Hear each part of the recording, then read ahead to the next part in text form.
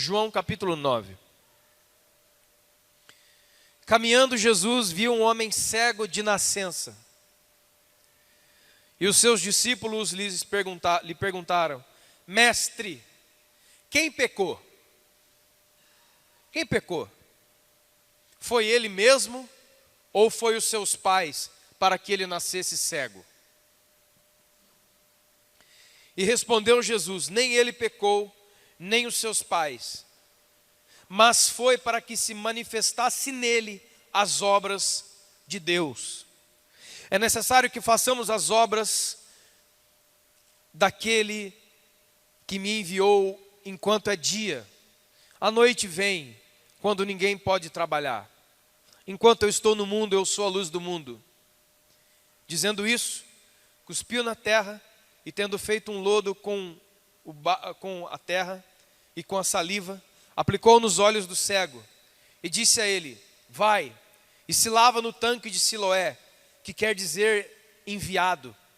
Ele foi e lavou-se e ele voltou vendo. Amém? Até aqui. Esse texto ele continua, né? Os fariseus capturam esse cara, interrogam ele. Jesus some da cena. Depois de ele ser interrogado pelos fariseus, Jesus pega ele lá na frente e se revela a ele. Mas eu não vou entrar por esse desdobramento hoje, porque em nome do Senhor Jesus, eu quero propor, pelo Espírito Santo, um entendimento aqui para nós. E quando eu estiver falando do cego, e a sua cegueira, e posteriormente a sua cura, eu estou falando sobre você, estou falando sobre mim, estou falando sobre nós, estou falando sobre todo o nosso país. Você vai compreender isso.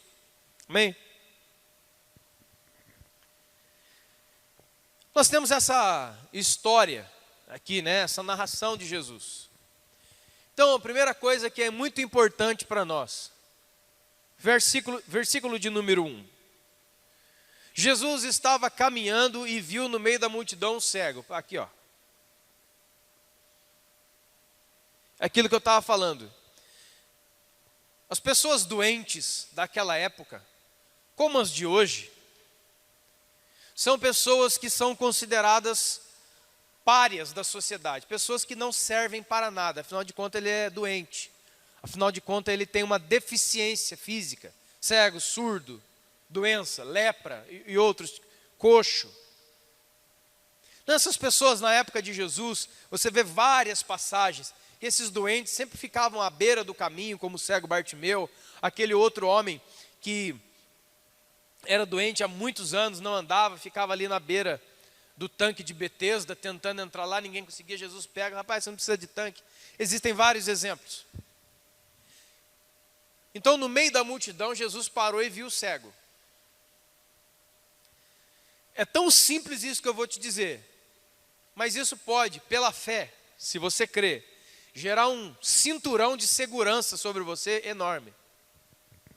Que não importa que você não veja, ou não consiga ver, ou não consiga discernir, ou não consiga entender o que está realmente acontecendo à sua volta. Porque quando fala de cego, de cegueira, fala de uma vida na escuridão. Amém, irmãos? Quantos estão entendendo isso aí? E embora hoje aqui dentro, creio eu, todos nós enxergamos, você não enxerga tudo, correto? Você não enxerga através dessa parede.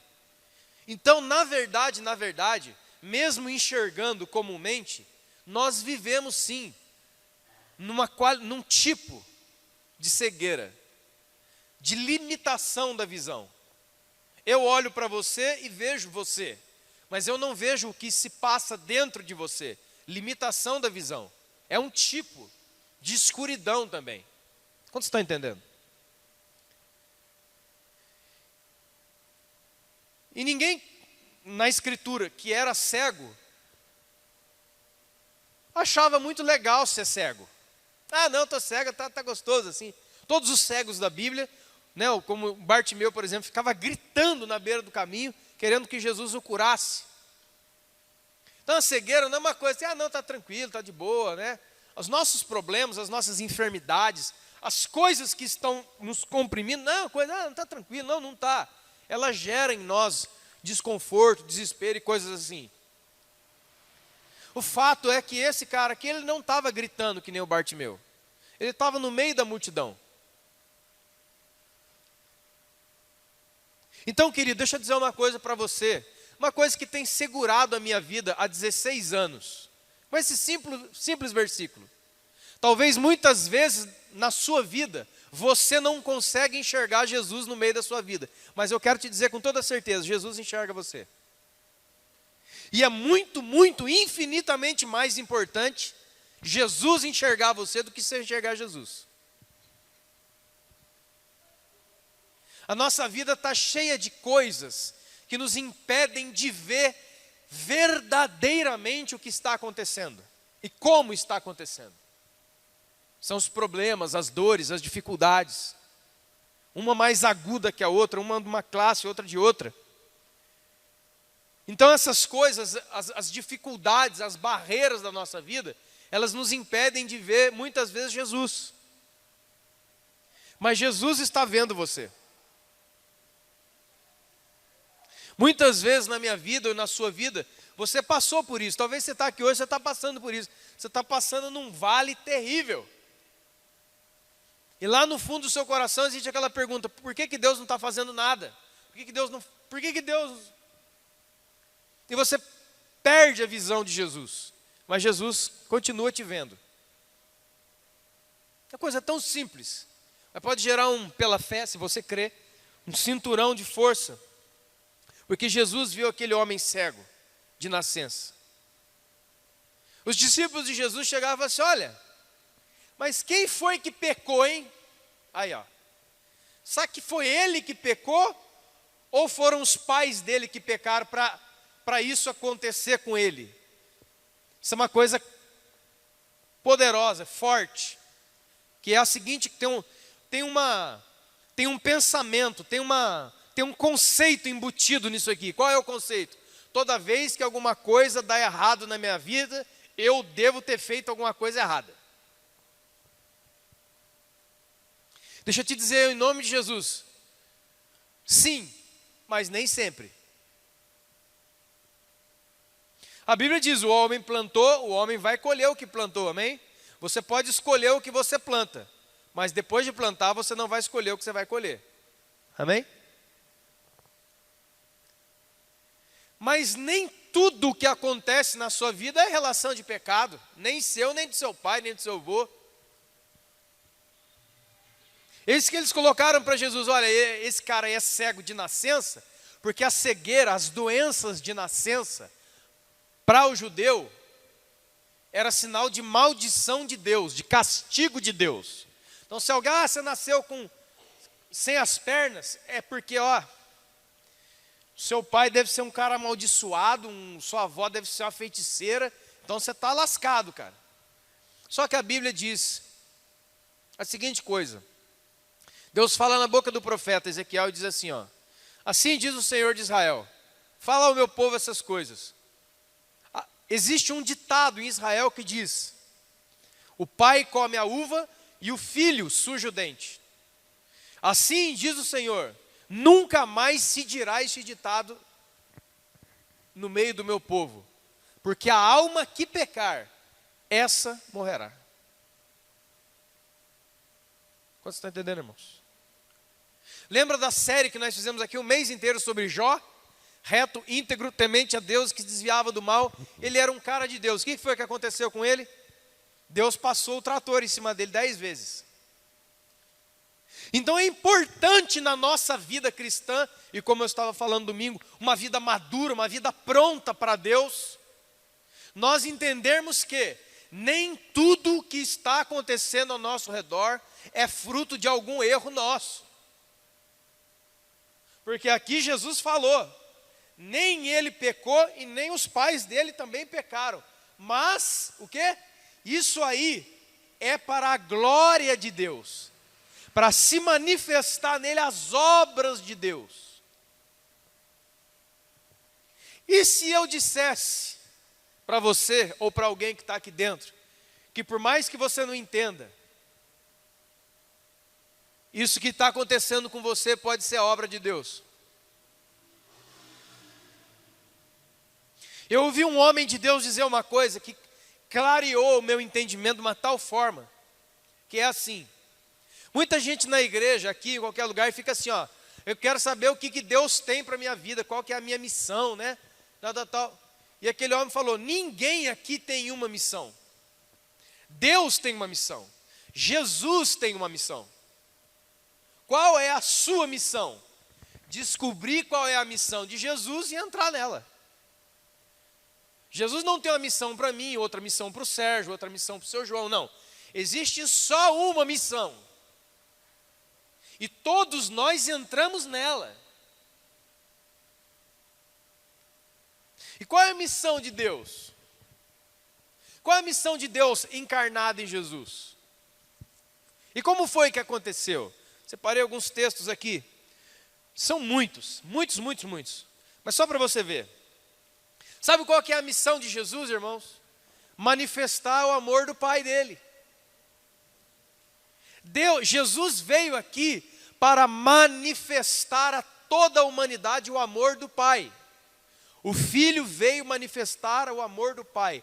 A missão de Jesus é João 3,16. Porque Deus amou o mundo que Ele enviou o seu Filho unigênito para todo aquele que nele crê não pereça, mas tenha vida eterna. Por quê? Porque Deus amou, Ele enviou.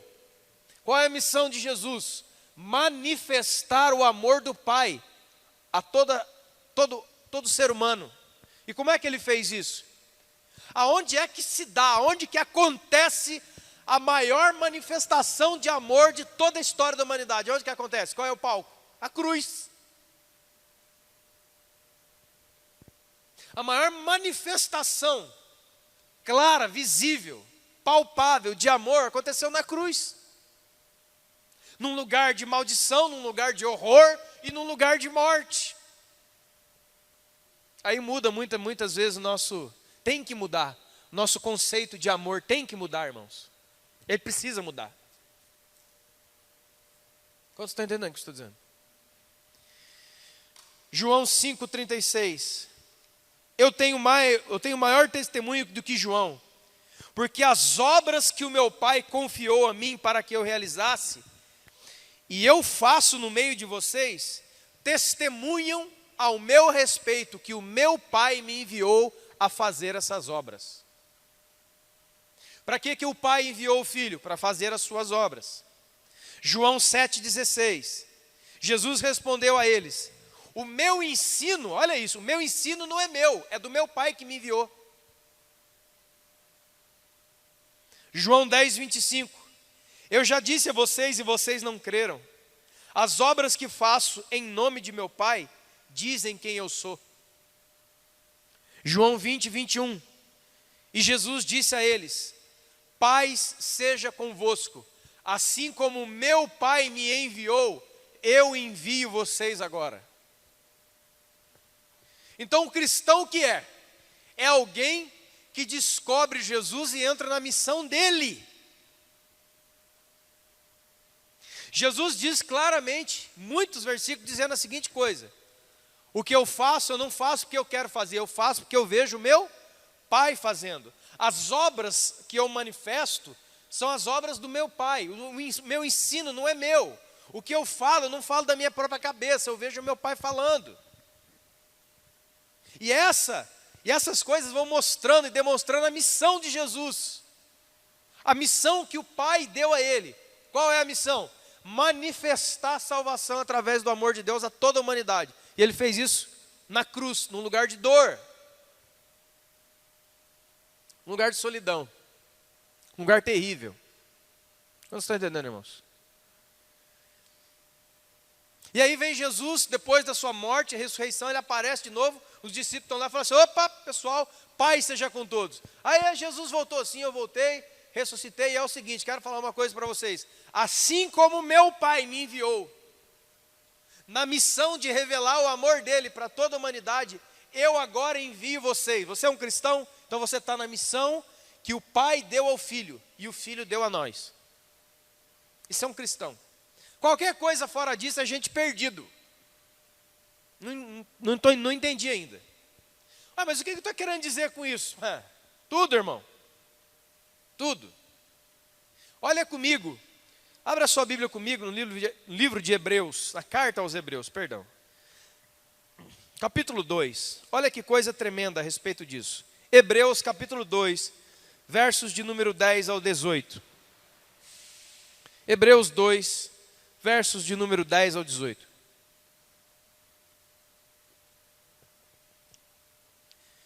Que o Espírito Santo construa entendimento em você para você discernir.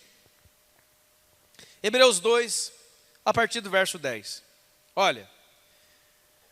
Porque convinha que aquele por cuja causa de todas as coisas existem, conduzindo muitos filhos à glória, aperfeiçoasse através de sofrimentos o autor da salvação deles. Meu Deus, só aqui eu já fico louco, só nesse versículo aqui. Só nesse versículo aqui já a minha cabeça já vai a milhão. Pois tanto o que santifica como o que são santificados, todos vêm de um só. Por isso é que ele não se envergonha de lhe chamar de irmãos. E ele diz: aos meus irmãos declararei o teu nome, cantar-te-ei louvores no meio da congregação. E outra vez, ele diz: eu porei nele a minha confiança. E ainda diz: eis que aqui estou, e os filhos que Deus me deu.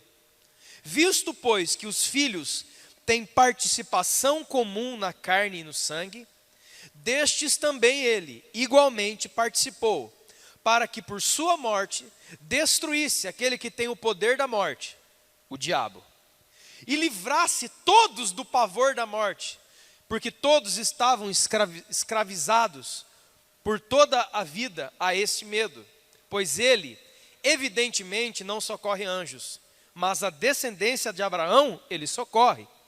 Por isso mesmo, convinha que em todas as coisas ele se tornasse semelhante aos irmãos, para ser misericordioso e fiel sumo sacerdote, nas coisas referentes a Deus, para fazer sacrifícios pelo pecado do povo. Pois naquilo que ele mesmo sofreu, tendo sido tentado, é poderoso para socorrer os que são tentados. Cara, isso aqui é... Isso aqui, resumindo, ele está explicando por que Jesus sofreu. Por que Jesus... Olha, irmãos, que tamanho de amor. Deus está falando através do autor de Hebreus, por que Deus fez o filho dele sofrer? Para que através de muitos tipos e qualidades de sofrimento, e de muitos tipos e qualidades de tentações, ele pudesse plenamente saber o que você passa, e pudesse salvar você de todas as maneiras que você deve e pode ser salvo. Olha, irmão, pode procurar qualquer outro Deus aí de qualquer religião, mas não chega nem perto desse. Sabe por quê? Eu conheço um pouquinho sobre isso, posso te falar. Os deuses, entre aspas, que muitas religiões têm apresentado, são todos deuses superpoderosos e destruidores. Só o Deus da Bíblia, que é o verdadeiro, tem a força maior do que todos eles juntos, de se tornar fraco, por causa de você. Para que em tudo... Olha aqui, irmão, que isso aqui é tremendo. Pois naquilo que ele sofreu, tendo sido tentado, é poderoso para socorrer os que são tentados, nós. Então, quando você estiver nos seus momentos de... Quando você estiver nos seus momentos de luta, dor e essas coisas, saiba que Jesus já passou por aí. E porque ele passou por aí, escute bem, ele tem autoridade máxima para aconselhar você e para andar do seu lado e livrar você do medo, inclusive do maior medo de todos, o maior medo do homem, a morte.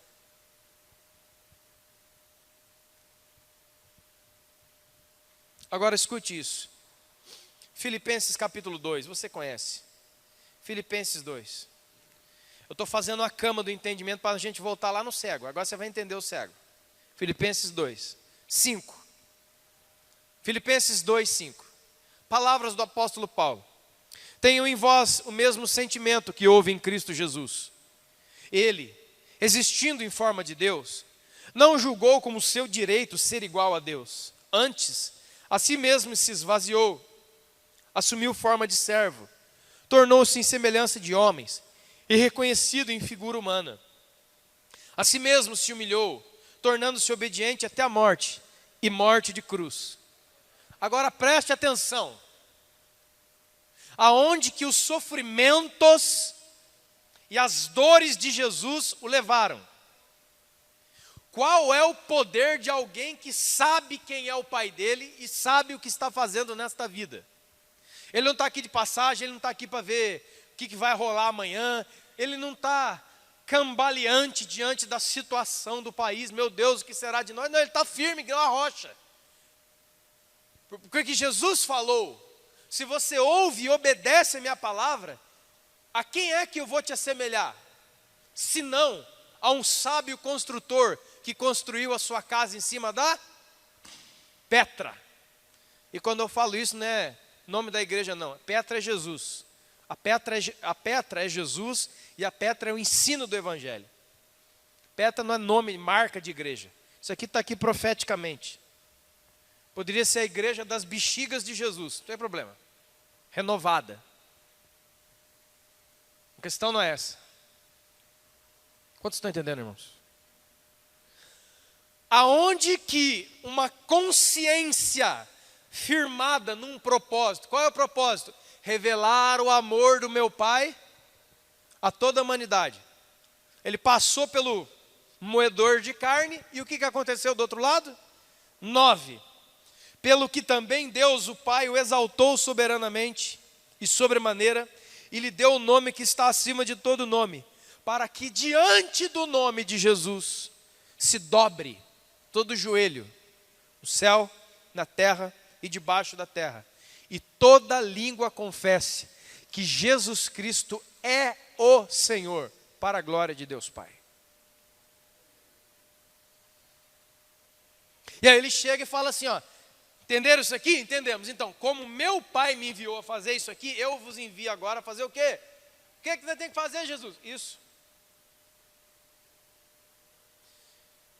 1 Pedro capítulo 2. 1 de Pedro capítulo 2. Primeira carta do apóstolo Pedro capítulo 2.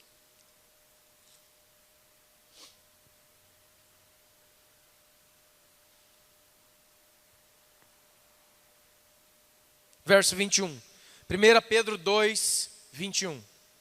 2, 21. Abra sua Bíblia.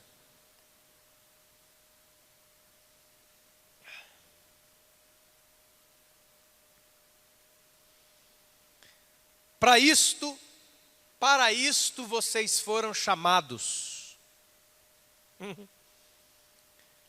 Porque também Cristo sofreu no lugar de vocês, deixando o exemplo para que vocês sigam os passos dele. Para isto Cristo sofreu no lugar de vocês, para deixar um exemplo para que vocês saibam como viver. Mais uma explicação bíblica do porquê que Jesus teve que sofrer tanto. Para deixar para nós, aqueles que fomos salvos pela sua morte, o exemplo de como é que nós deveríamos viver. Quantos estão entendendo isso, irmãos?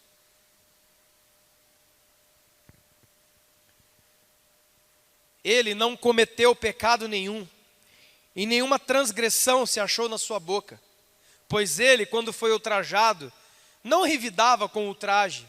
Quando maltratado, não fazia ameaças, mas se entregava àquele que julga retamente, o seu Pai, carregando ele mesmo em seu corpo, sobre o madeiro, os nossos pecados, para que nós, mortos para o pecado, vivamos para a justiça. Pelas suas chagas fomos sarados, porque nós estávamos desgarrados como ovelhas. Agora, porém, nós nos convertemos ao pastor e bispo das nossas almas. Agora, com essa cama, João 9.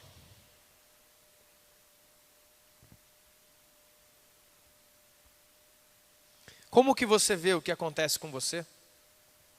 Como que você vê o que acontece na nossa nação?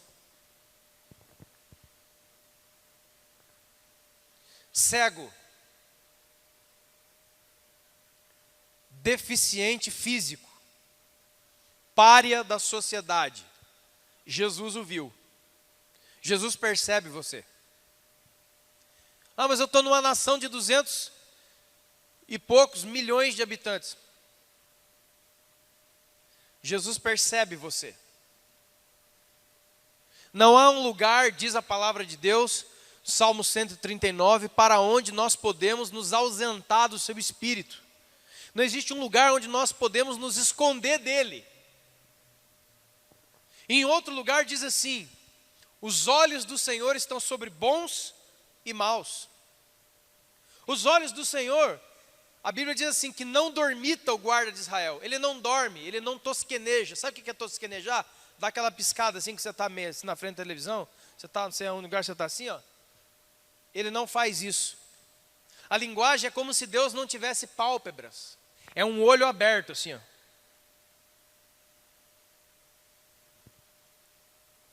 Se alguém pode dizer que é um verdadeiro Big Brother, é Jesus. Porque a Bíblia chama Jesus de meu irmão mais velho. E os olhos dele estão sobre mim o meu dia todo. Ele me enxerga de todas as maneiras. Ele não enxerga só as minhas atitudes, ele enxerga nos níveis mais inalcançáveis do meu pensamento e da minha alma.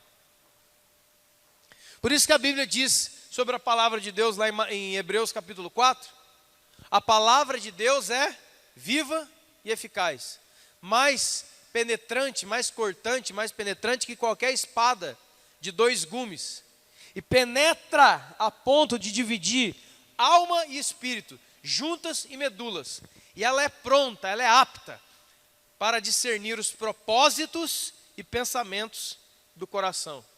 E todas as coisas estão nuas e patentes aos olhos daquele com quem temos de dar conta. Acabou, irmão. Então Jesus viu o cego, Jesus vê você. Diga à pessoa que está do seu lado, fala: ei, sabe isso que está acontecendo na sua vida? Jesus vê você.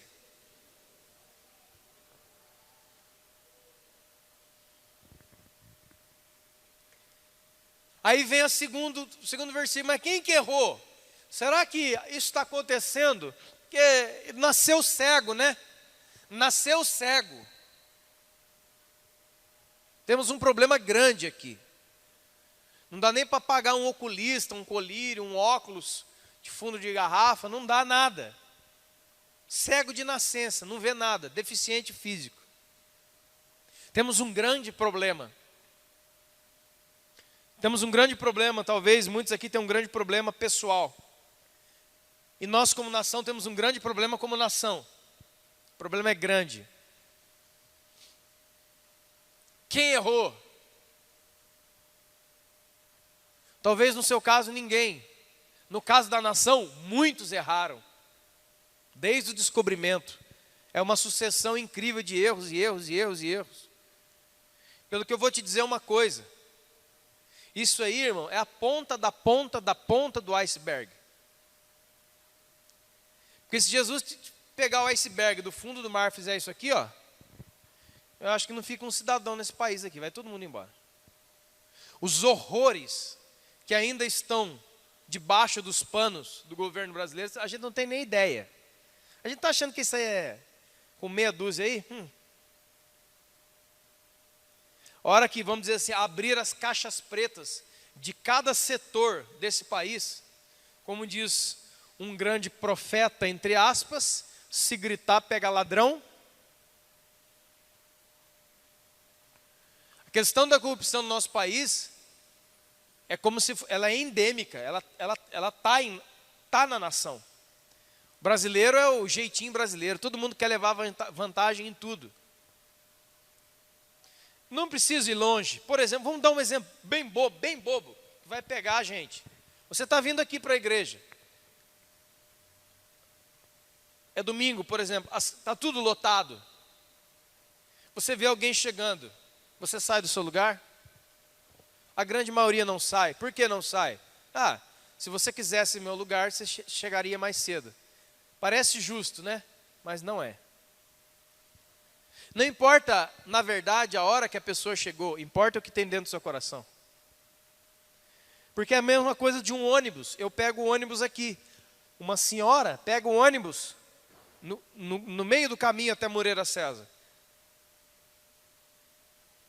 Por que eu não daria o meu lugar para ela sentar, sendo ela uma senhora de idade, por exemplo, ou uma pessoa com deficiência?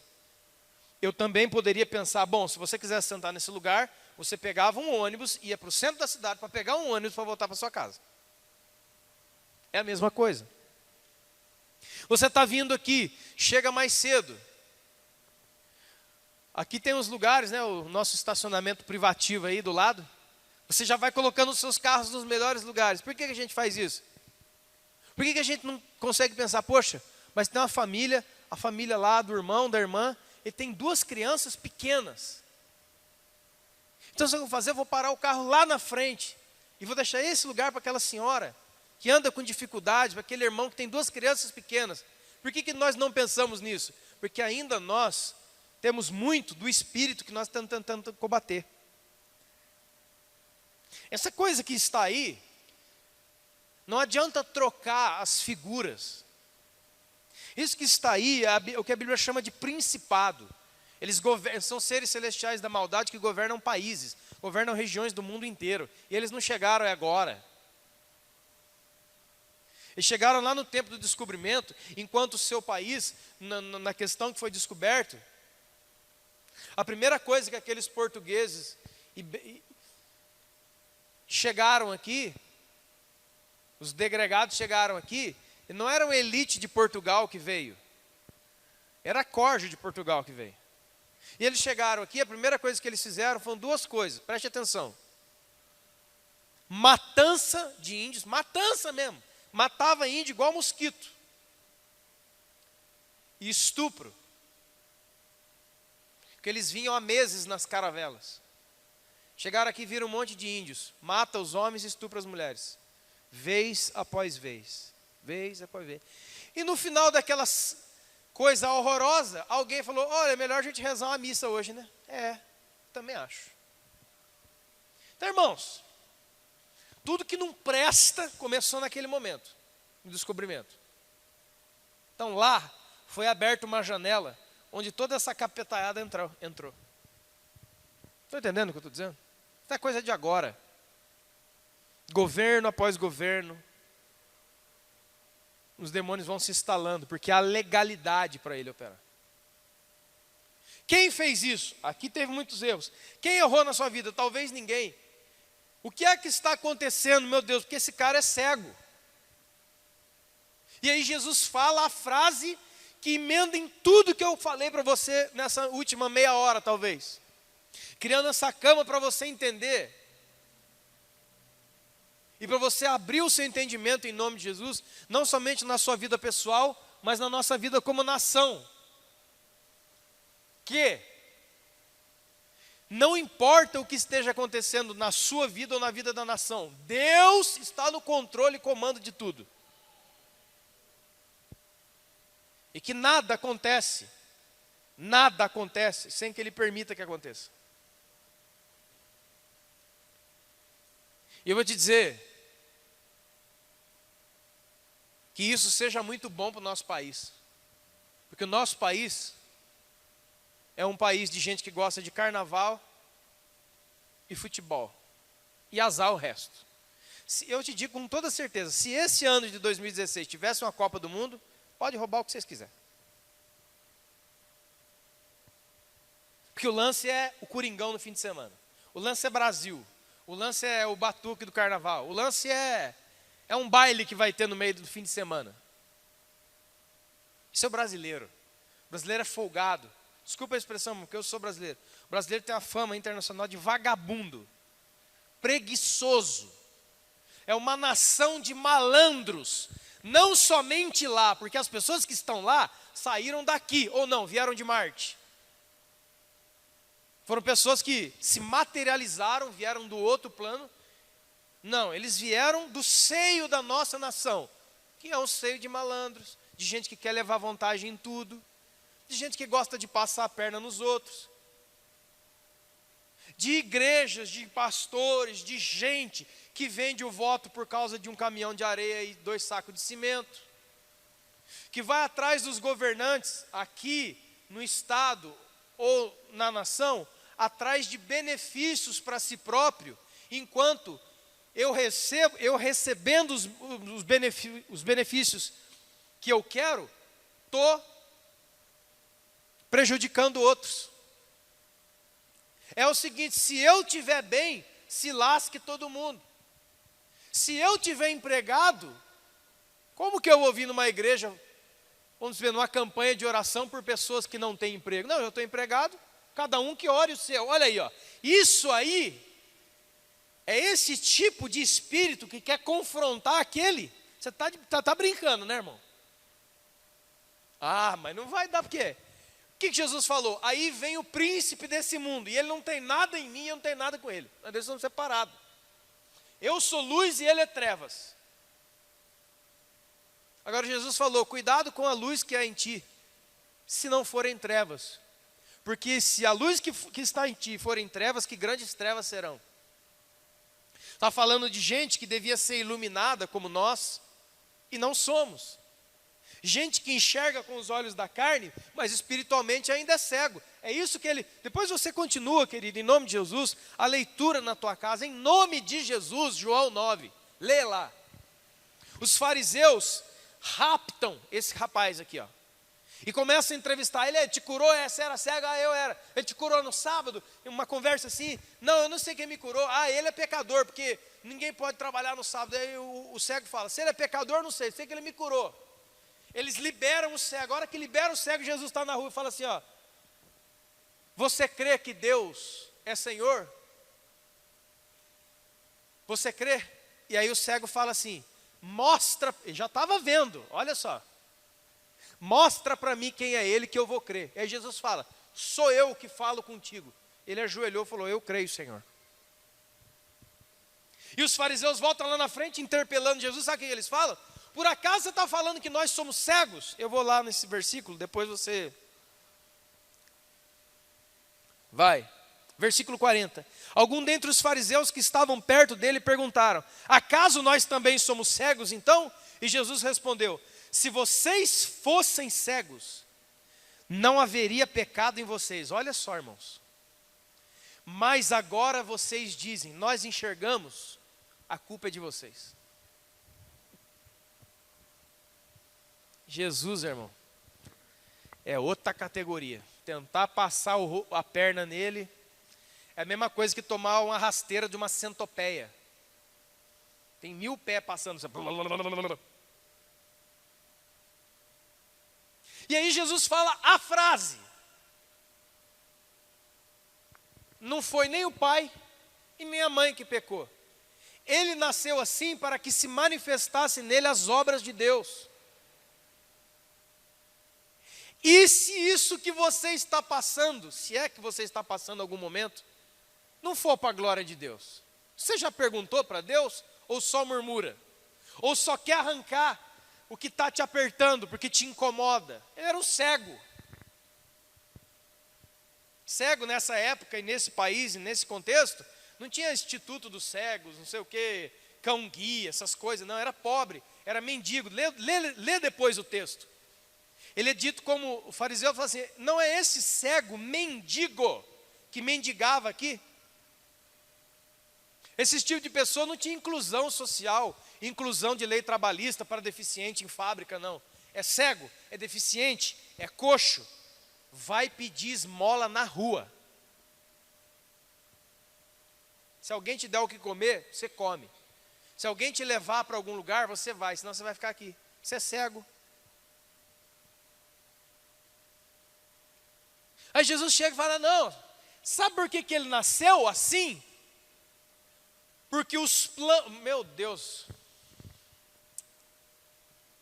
porque os planos que o meu pai tem, e a missão que ele me enviou, não começou agora na historinha de vocês não, 40 anos, 50 anos, 60, não, é antes da fundação deste mundo, Deus tinha tudo planejado. Antes da fundação desse mundo, a Bíblia diz que Deus me escolheu a mim e a você, antes da fundação do mundo, não no ventre da mãe, não, o ventre da mãe já é velho já, é antes da fundação do mundo, e preparou, antes da fundação do mundo, as obras para que eu andasse nela. Sabe onde que eu estou andando hoje? Sabe onde que eu vou andar amanhã? Para mim, ser humano limitado, o amanhã pertence a um futuro que eu não conheço, mas diante de Deus, Ele já tem tudo preparado para mim. Salmo 139, todos os meus dias estão escritos no seu livro, sem que um deles ainda houvesse. O que me cabe? Discernir quem eu sou, quem é o meu Pai, e navegar no sabor da água, no sabor do vento do Senhor. Não queira, irmão, ligar um barco a motor e Deus está soprando para cá o vento. Você quer ligar o motor e rasgar para lá. Ó. É aqui que dá os problemas. Estão entendendo, irmãos? É aqui que dá os problemas na nossa vida. O vento do Senhor está te soprando para lá, você não quer. Você quer ligar o motor, dar um cavalo de pau e ir para lá. Esse cara, não fala aqui a idade dele, mas pelo contexto que se dá para ver, ele já tinha com certeza saído da juventude para a maioridade. Com certeza entre 17 e 40 anos, essa faixa. Já era homem feito. Quantos anos ele ficou cego? Desde nascença. Esperando que um dia Jesus ia passar e falar aquilo. Muita coisa que acontece na nossa vida é para a glória de Deus. Sabe por quê? Porque Deus tem um plano. Qual é o plano de Deus? Para que Deus enviou Jesus? Para manifestar a todos o seu amor. Para que Jesus enviou você e eu? Para manifestar a todos o amor dele por nós. Agora escuta aqui comigo, isso aqui é duro, né, irmão? Isso aqui, como diz Jesus, só recebe quem pode receber.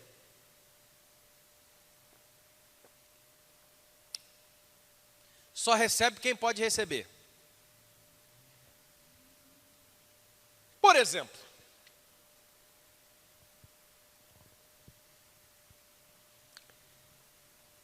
a palavra de Deus diz em Mateus 25 que nós deveríamos visitar os doentes. Sim ou não?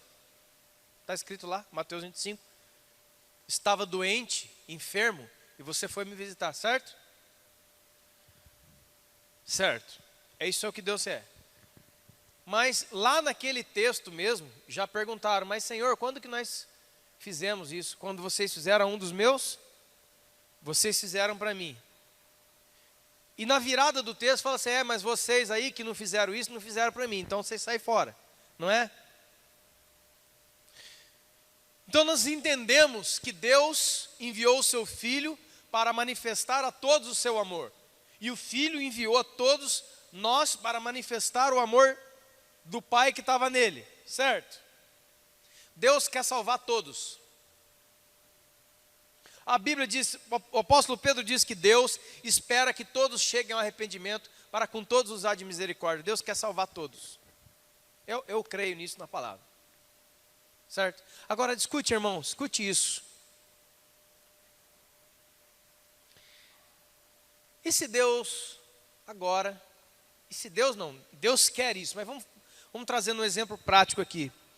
E se Deus quer que algum de nós vá lá no pronto-socorro ou ali no hospital, porque tem uma pessoa lá que não vai passar de hoje. E Deus quer aquela alma. Porque Deus quer. E Ele enviou o Filho dele para manifestar o seu amor, e o Filho dele enviou a gente. Só que a gente não vai. Mas Deus quer aquela vida. Você está entendendo? Bom, já que ninguém vai, eu vou mandar você, meu missionário, minha missionária, de uma maneira diferente. Eu vou deixar você internado 1 mês no hospital. Ah, isso aí, eu falei, irmão, isso aqui é só para quem pode receber o que eu estou entendendo, o que eu estou dizendo. Eu vou deixar você deitada na cama do hospital 1 mês. Porque eu estou querendo, faz tempo, que os meus filhos, sem doença e enfermidade nenhuma, comecem a voltar a ir aos hospitais, às cadeias e a todos os lugares que a Bíblia chama de lugares ermos, distantes, pobres. Vocês não estão indo? Então eu vou fazer o seguinte. Eu vou mandar um missionário especial lá. Um missionário, que a gente fala, né, irmãos? Vamos cantar cantando. Quero ser como tu, Senhor. Eu quero ser como Jesus. Eu não sei, cara, eu estou falando, eu não sei. Meu Deus do céu, Jesus. Aí vem uma falta de entendimento tão grande que eu estou pedindo, eu estou dando um tiro no pé. Segundo o coração desse mundo. Porque nós não lemos em Hebreus que Jesus passou por tudo que passou para poder ser salvador de todas as maneiras que Ele tem e precisa ser para nós.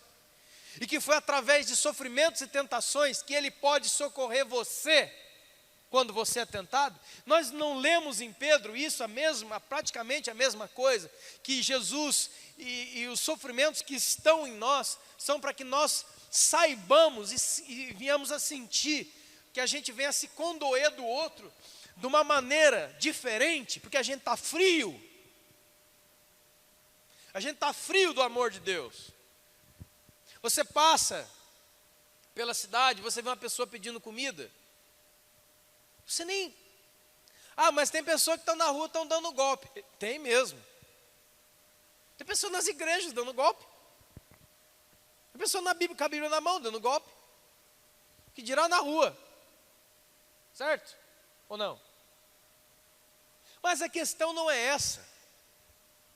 A questão não é fazer que nem os discípulos fizeram. Ah, quem que pecou? Foi o pai, ele? Não.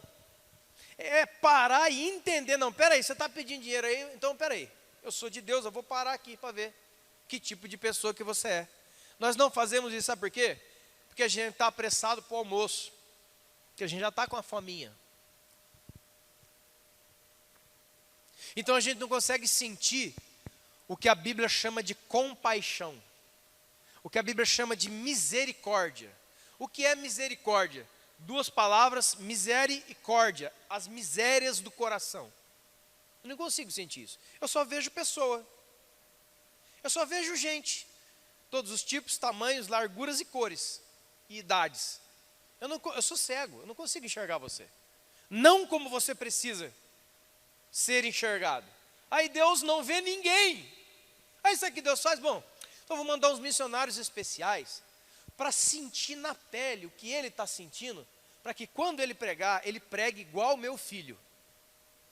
Para que quando ele for socorrer, ele socorra igual o meu filho. Então eu vou colocar você um mês no hospital. Num quarto com 4 ou 5 rapazes, ou 4 ou 5 mulheres, com gente gemendo, e você vai estar lá. E tomara que quando você esteja, ou qualquer um de nós, Deus o sabe, você se lembre dessa palavra de hoje. Porque você não está lá porque você pecou, os seus pais, ou um acidente da natureza. Você está lá dentro de uma missão. Jesus queria falar com alguém dentro daquele hospital. Só que nenhum de nós que estava são e em perfeitas condições fomos. Você já parou para pensar sobre isso? É aqui, ó. Ele passou por todos esses anos como um mendigo e um deficiente físico, para que quando eu chegasse, manifestasse, olha a palavra, manifestasse nele as obras do meu Pai. E a gente fica falando, Senhor, me dá a honra de te servir, me dá a honra. Aí Deus só aqui, olha rapaz, você quer mesmo? A nossa mente é tão fraca, irmão, é tão débil, que honra, os crentes, a turma fica cantando, fica falando para ele, eu quero servir Deus, eu quero servir a Deus, e ele pensa que servir a Deus é pregar aqui. Servir a Deus na cabeça de um monte de gente é o seguinte: Ou ele tem que ter um ministério na igreja. Ou ele tem que cantar, ou ele tem que pregar, ou ele tem que ser alguma coisa. Porque senão ele se sente inútil. E aí eu te digo, irmão, inútil não é deixar de fazer, inútil é deixar de ser. Porque Deus se manifesta no ser e não no fazer. Que fazer, qualquer um faz. Você pode ter atos de bondade sem ter amor. E Jesus não quer isso. Não adianta dar comida sexta-feira, dar roupa segunda-feira e dar cesta básica não sei para quem e não sei o que lá da coisa. Os políticos fazem isso na época da eleição, lembra? Dar beijinho na criança e depois eles tiram o leite da criança. Tiram os remédios do hospital e matam as crianças que eles mesmo beijaram. Não, ou não? Está entendendo, irmão? Você está entendendo o que eu estou dizendo? E se esse negócio que você chama de dificuldade, problema e eu não aguento mais, é Jesus usando você? E você está tentando sair fora. E se essa coisa que você está passando, que você quer sair de qualquer jeito, porque o cego né? Alguém encontra, e aí cego, está pedindo esmola na rua? Ah, estou pedindo, cara, mas é para a glória de Deus. Não, irmão, não acontecia isso, ele estava doido, cara. Porque ele era cego, ele não era louco, amém? Ele não era doido, era cego. Mas Jesus fala, isso aí é para a glória de Deus. Essa sua dor, Jesus, é para a glória do Pai. Essa sua dor, meus filhos, é para a glória de Jesus. E se isso que você quer se livrar de qualquer maneira, está tão assim, porque você ainda não entendeu que Deus pode usar você na sua dor, mas você não acorda. Muitos sim, irmão, pode passar um mês no hospital murmurando e sai de lá totalmente descrente de Deus. Porque falou lá que Deus não existe porque ele está passando dificuldade. Então Paulo, o apóstolo, devia ser o maior ateu do mundo. Que ele, como servo e pregador de Deus, não podia entrar numa cidade sem tomar um pau, sem tomar um cacete. Ele acabava de pregar a pregação. Ei, pessoal, vocês gostaram dos caras? Aqui, ó. Irmão, os caras batiam nele até desmaiar. E jogava ele por cima dos muros da cidade e caía lá que nem morto, acordava no outro dia. E aí, Paulão, beleza? Beleza, vamos na próxima cidade, vamos lá em Tremembé agora. Aí vai andando, não tem metrô, carro bondão, não tinha nada assim não. Andando, chegava lá em Tremembé, pegava lá na praça, pregava, já apareciam uns irmãos lá, dava nele de novo. Chicoteava ele. Aí, agora nós vamos em Taubaté. Aí vai, irmão, ele vai fazendo o tour, né? A turnê no vale, vai arrebentar. Mas você lembra? Agora obrigado, Espírito. Você lembra de 2 Coríntios capítulo 12? Lembra? 3 vezes eu orei ao Senhor, diz o apóstolo Paulo. Por causa das revelações que me foram dadas, Deus colocou em mim um espinho na minha carne, para me maltratar, para me esbofetear. Um espinho da carne, mensageiro de Satanás, a fim de me esbofetear, a fim de me humilhar, para que eu não me orgulhasse das revelações que eu tinha. Paulo, para ser Paulo, não foi assim, não, cara, eu sou Paulo, estou por cima aí, que nem as pessoas. Irmão, qual é a sua noção de sucesso? Qual é o seu pensamento sobre êxito? Sobre sucesso, sobre verdade? Toda hora sempre bem, toda hora subindo? Olha qual que o Paulo, o maior escritor do Novo Testamento, um homem de envergadura espiritual histórica, que não tem nem como medir. Morreu velho, doente, preso e sozinho.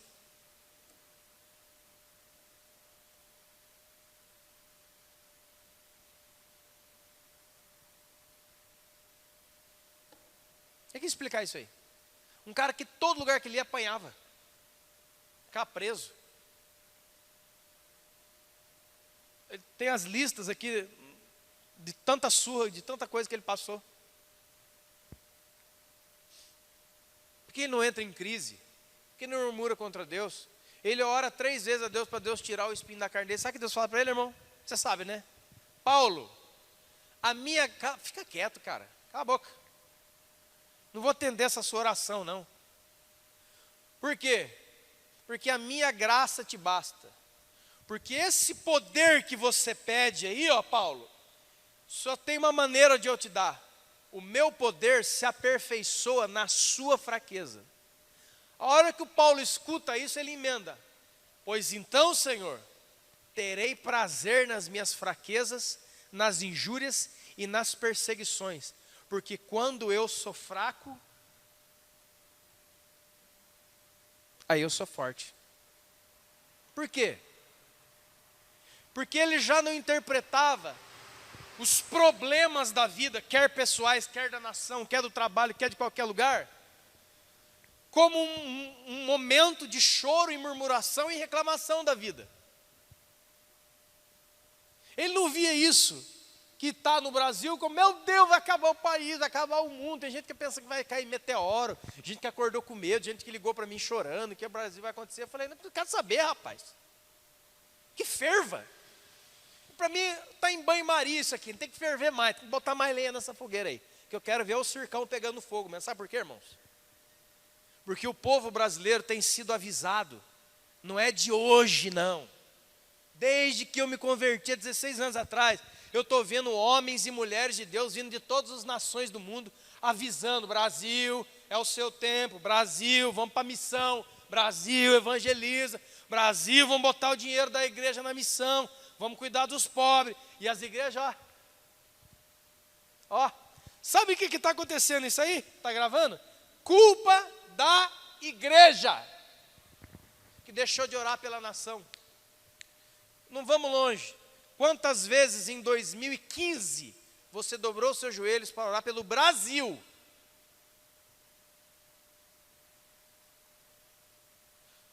Quantas vezes você orou por você, pelas coisas que você quer? Aí a gente vem dar um de louquinho agora, né? Ai, o que está acontecendo, meu Deus? O que será que é isso? Olha, o que está acontecendo? Se o meu povo, que me chama pelo meu nome, se humilhar. Então, irmão, sabe o que Deus está promovendo com toda essa fusarca no Brasil? Sabe o que Deus quer? Deus quer ver se a gente vai se humilhar ou não. Se a gente vai orar ou não. Se a gente vai buscar Ele se converter dos maus caminhos ou não. Porque se a igreja fizer isso, Ele muda a sorte do país. Porque não tem como, irmãos, Deus ir a ímpios que não o conhecem e não o servem e pedir que eles orem. Porque os ímpios vão fazer macumba, vão fazer disparo, eles vão chamar Satanás para o governo do negócio. Quem é o único povo que pode se dobrar e chamar o nome do único e verdadeiro Deus que pode resolver todas as coisas? Quem é? Nós.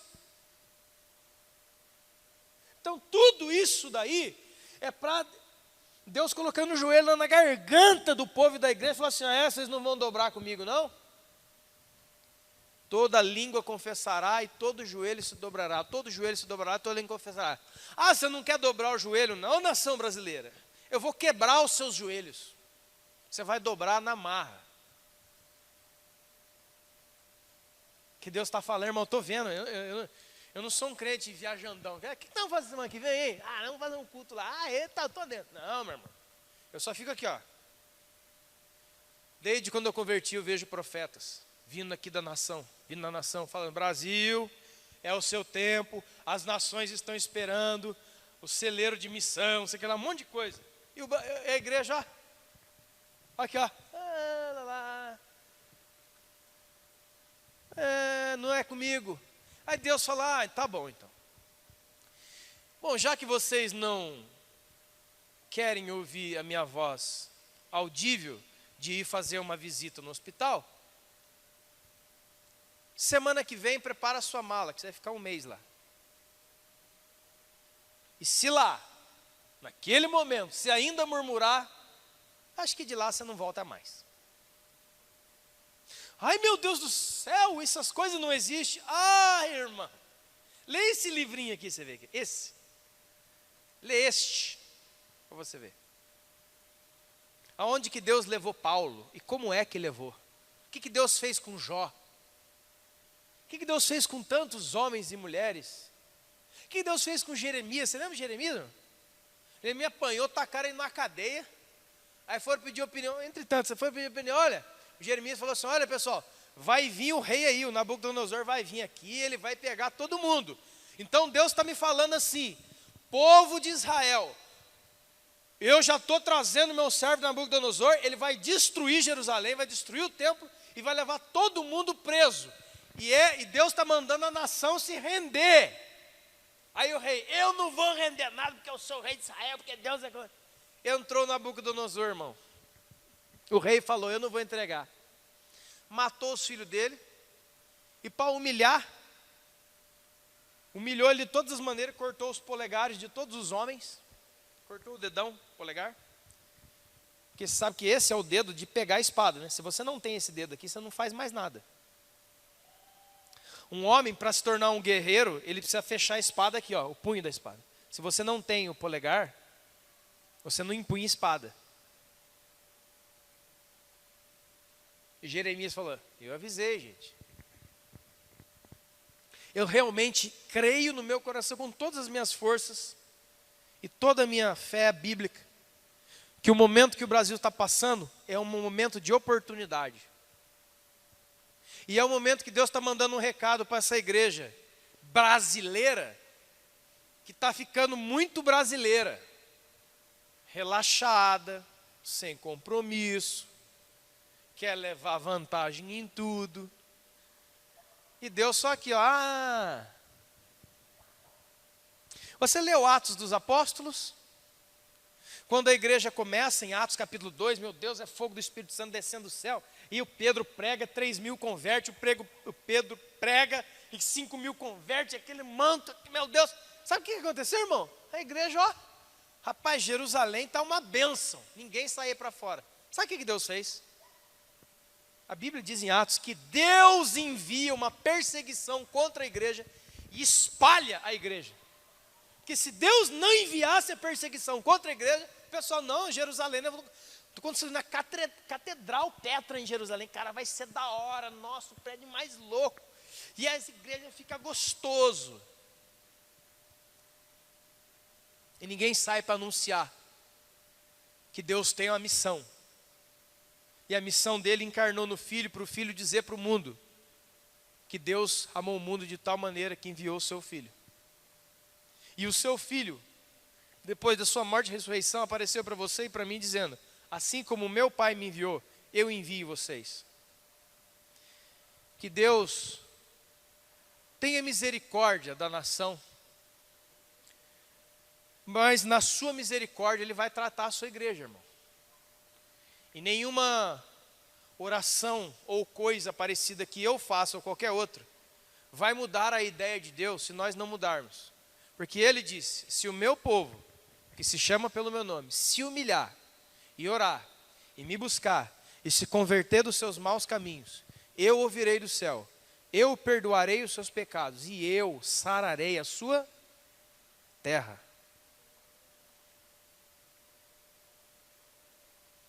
É isso que Deus colocou no meu coração para dizer para a igreja Petra, a respeito do que está acontecendo. Que nem tudo que parece uma desgraça é. Tem muita coisa acontecendo na sua vida e na nação que é para se manifestar a glória de Deus. Muita coisa. A gente não consegue entender porque a gente é limitado em tudo. Mas Deus está trabalhando, irmão. Fique de pé. Deus está trabalhando no nosso país. Deus não foi embora do Brasil. Deus não foi embora do Brasil. Os olhos de Deus estão sobre o Brasil. O Brasil tem sido uma nação proclamada na boca de muitos homens de Deus há muitos anos sobre um celeiro de missionários, uma terra de avivamento para todas as nações. Quem sabe, agora a gente não vai sair para todas as nações.